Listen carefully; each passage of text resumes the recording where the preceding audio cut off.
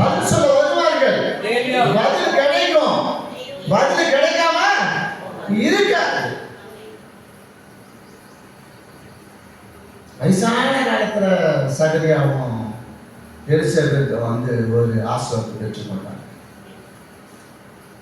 ஒரு ஆசீர்வாதத்தை பெற்றுக்கொண்டாங்க. அவனுக்கு அந்த நினைவெல்லாம் இல்லை. ஆனால் அவன் உள்ளுக்குள்ள இருந்திருக்கும், ஐயோ நாம வந்து ஆசாரிய பணி செஞ்சுட்டு இருக்கோம், நமக்கு ஒரு குழந்தை இல்லையே, நமக்கு ஒரு குமாரன் இல்லையே, நமக்கு ஒரு புத்திரன் இல்லையே, அடுத்த ஸ்தானத்துல நம்மோட நிற்கிறதுக்கு நம்ம நிலையில ஆசாரிய ஊழியம் சேர்த்து கொள்ளி அவனுக்குள்ள அந்த என்ன இருக்கும், அவன் அந்த வேலைகளை செய்து கொண்டு இருக்கும் போது, அந்த பலிபீடத்துடைய வேலைகளை செய்து கொண்டு இருக்கும் போதே அவனுடைய உள்ளத்துல இவங்களாம் என்ன செஞ்சிருப்பான், ஓடிக்கொண்டே இருந்திருக்கும், பிணத்திட்டே இருந்திருப்பான்.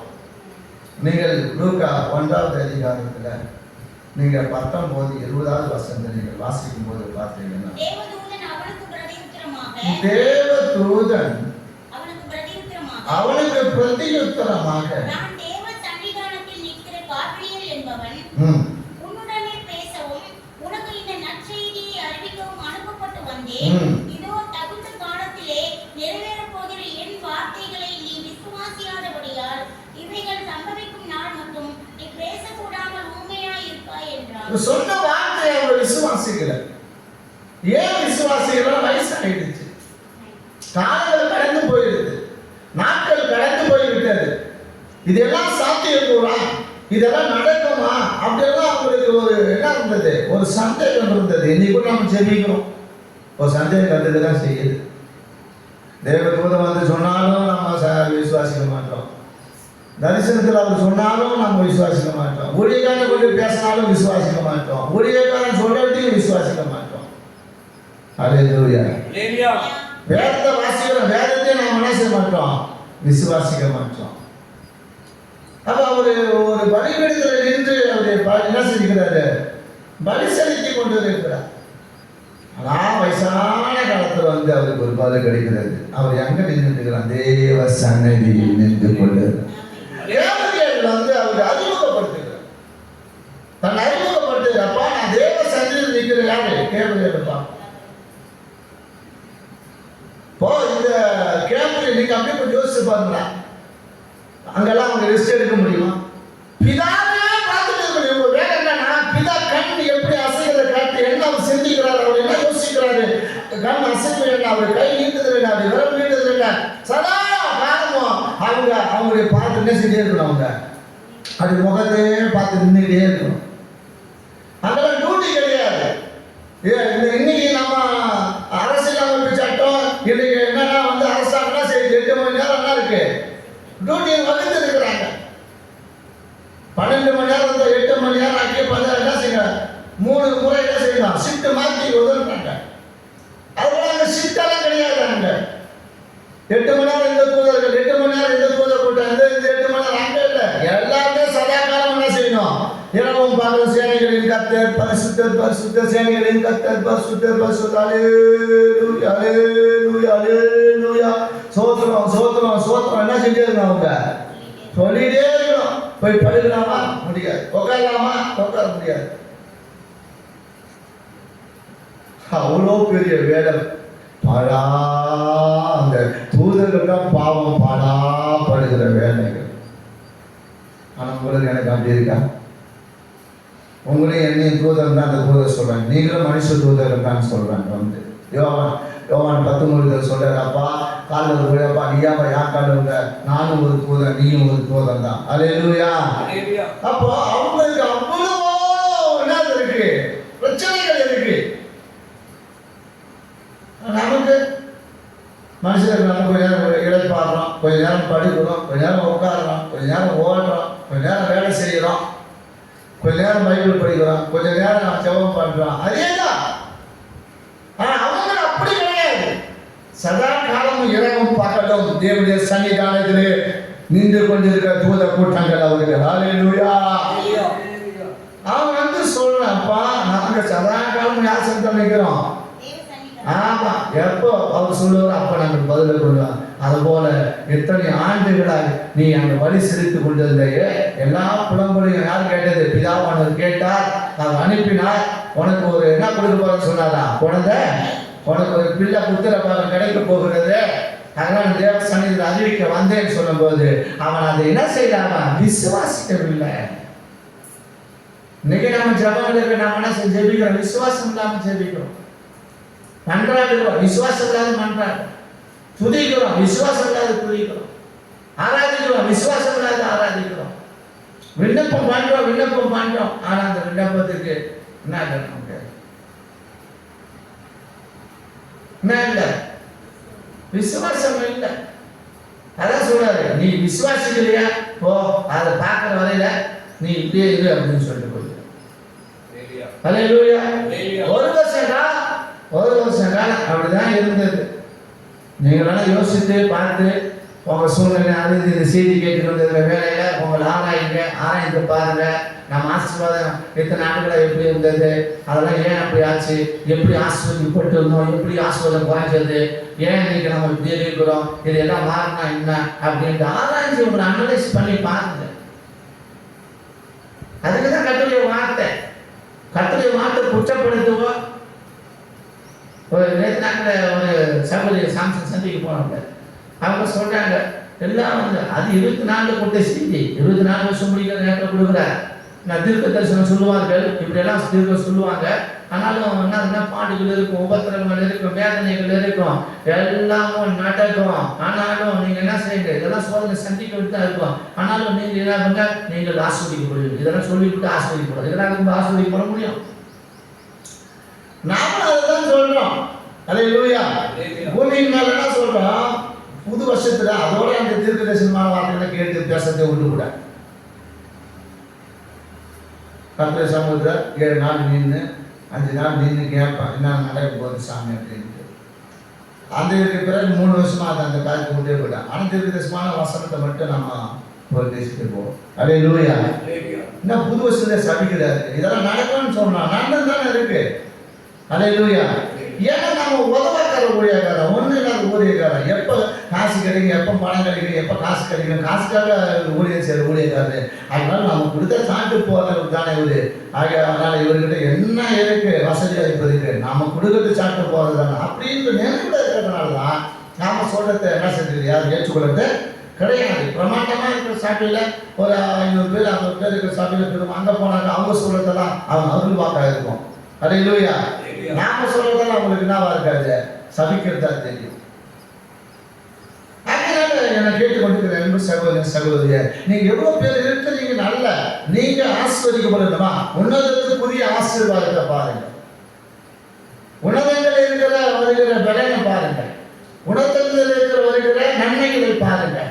அதுக்கும் நீங்க உங்களை தயார்படுத்தணும். இந்த வருஷத்துலயாவது நீங்க மீண்டும் உங்களை ஆராய்ந்து பாருங்க, உங்களை உயிர்த்து பாருங்க, உங்களை சோதித்து பார்த்து, ஆண்டவரே சென்ற இத்தனை ஆண்டுகள் போயிடுது, சென்ற ஆண்டு போயிடுச்சு சாமி, இத்தனை ஆண்டு போயிடுது, இந்த ஆண்டுலையாவது என் ஆண்டவரே ஒரு மகிழ்ச்சியான ஒரு ஆசீர்வாதத்துல என்னை நிரப்பும், நான் மகிழ்ந்து களி கூறும்படி.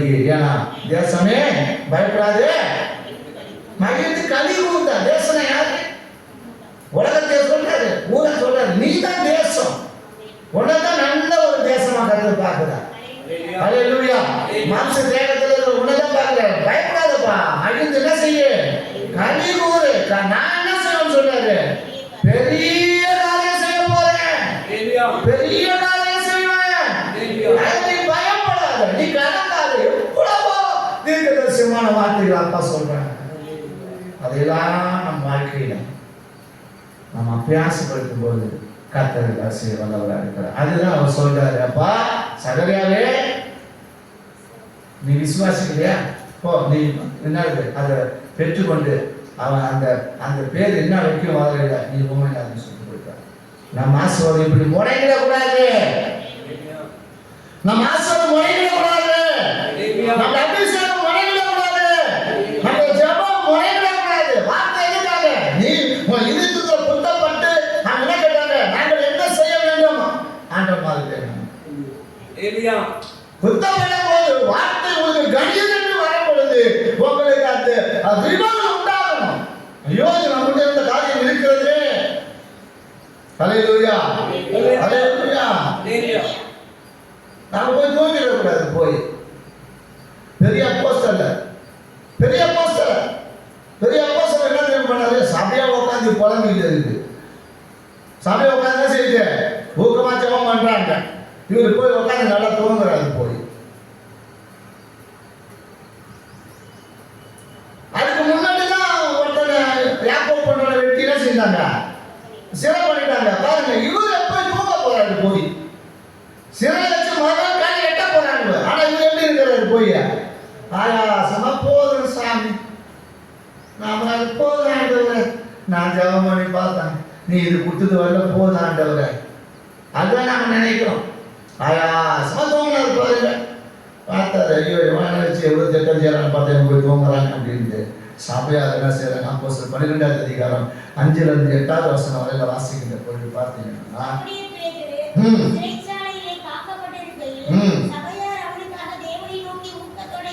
சபையார் அவனுக்காக தேவனை நோக்கி ஊக்கத்தோடு ஜெபம் பண்ணினார்கள்.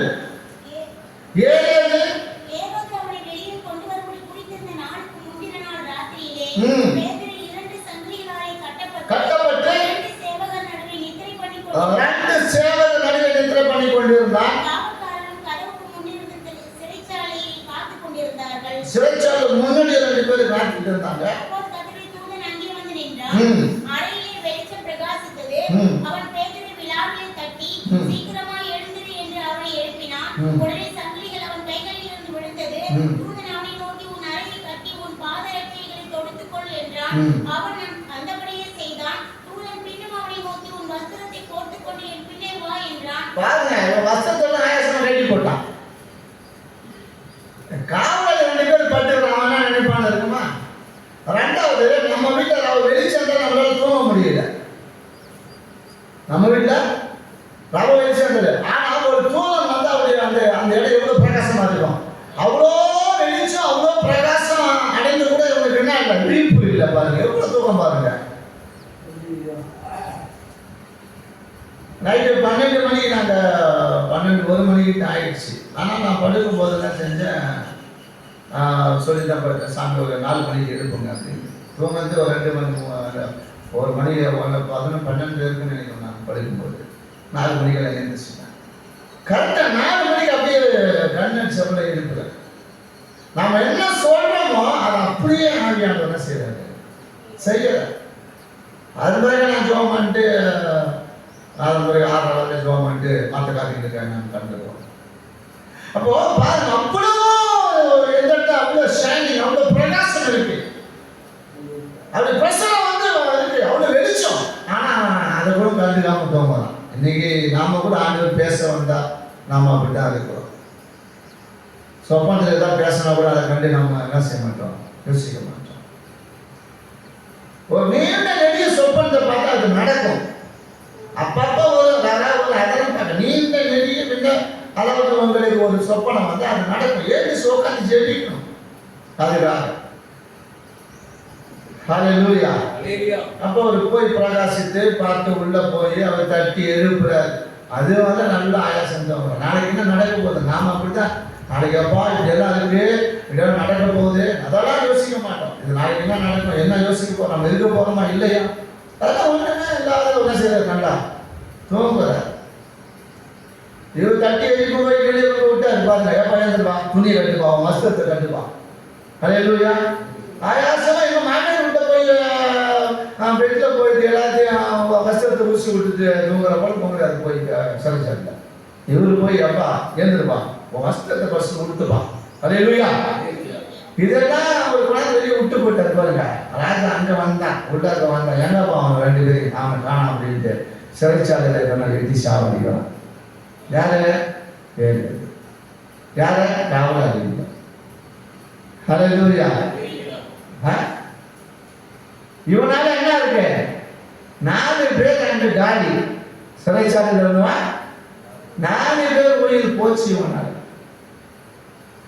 ஆனா இவனுக்கு அந்த உயிர் போக வேண்டியது இல்லை. யார் ஜெபம் பண்ணிட்டு இருந்தாங்க?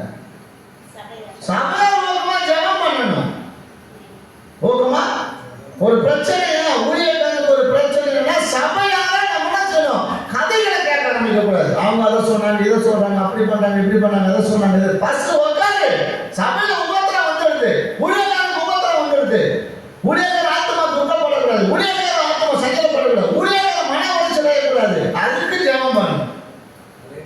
அல்லேலூயா. ஏன்னா பிசாசு ஒரு மனிதனை சபையில இருந்து எழுப்பி பயன்படுத்த ஆரம்பிச்சான். யார் அவன்? 12 பேர் உள்ள சபை. அந்த 12 பேர் சபையில ஒருத்தனை பிசாசு எழுப்பான். யாருக்கு எதுவா இருந்தது? பிசாசுக்கு மகிழ்ச்சியா இருந்தது, பிசாசுக்கு கொண்டாட்டமா இருந்தது. ஆனா இவன் நினைச்சா காசு நம்மகிட்ட ஒண்ணும் இல்லை, இது கிடைச்சா நமக்கு இருக்குன்னு அப்படி பார்த்தான். அப்ப யார் திட்டம்? சபை உடைக்கிறது யார் திட்டம்? ஊழியத்தை உடைக்கிறது யார் திட்டம்? ஊழியத்தை வேத்தனப்படுத்துறது யார் திட்டம்? ஊழியத்தை நம்ம பிசாசு பார்த்தா ஒன்றும் பண்ண முடியல, யாரையாவது வச்சு யாராவது ஒன்று பண்ணலாம் அப்படின்னு தான் பார்ப்போம். அல்லையே சொல்லுவோமா? அதுக்கு நாம யாரா இருக்கக்கூடாது, சீர்சாய்க்க கூடாது. நீங்க அதாவது எப்படின்னா ஒரு व्यक्ति அவங்க நடக்கும் போது அவங்க நினைக்கிறாங்க நாம வந்து காலி பண்ணிட்டோம், நமக்கு மிகுந்த சந்தோஷம் தான், நான் ஒன்றும் இல்லாத ஆகிட்டேன். உனக்கும் சந்தோஷம், அதை காட்டு யாருக்கு சந்தோஷம்? பிசாசுக்கு தான். அப்படிப்பட்டவங்க வரவன் யாரு நம்மகிட்ட வந்து பேச வரலாம்? அவங்க ஒரு பிசாசு ஆகிவிட்டோம், அபிஷேகம் பெற்றவங்க இல்லை, நாம அவங்ககிட்ட பேசணும் அவசியமே இல்லை. தாவீது என்ன செய்யல?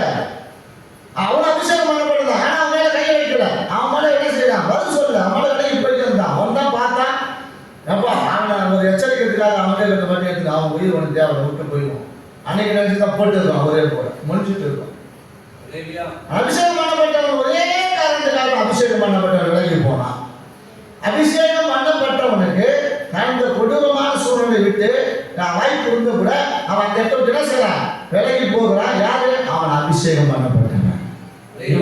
இவரும் அபிஷேகம் பண்ணப்பட்டவர், அவரும் அபிஷேகம் பண்ணப்பட்டவர். ஆகினால அவங்க அந்த இடத்தை விட்டு என்ன செய்றாங்க? விலகுறாங்க. வாய்ப்புகளை ஏற்படுத்துறது இல்லைன்னா போட்டு தான் அர்த்தம். உடனே ராஜபவன் உடனே அவனுக்கு கடைசி இருக்கும். ஆனா அவனுக்கு ஒரு சந்தோஷம். ஆனாலும் யாருடைய இருந்தீங்க ஏவம் இல்லை. தாவீதுடைய இருந்தீங்க பிசாசால் என்ன செய்ய முடியல? முடியலையா? அபிஷேகம் அதுபோல உங்களுக்கு அபிஷேகம் விலகட்டும். அவங்க சொல்ற ருசிகரமான வார்த்தைகள் உங்க காதுல நீங்க சேர்த்து பேசக்கூடாது.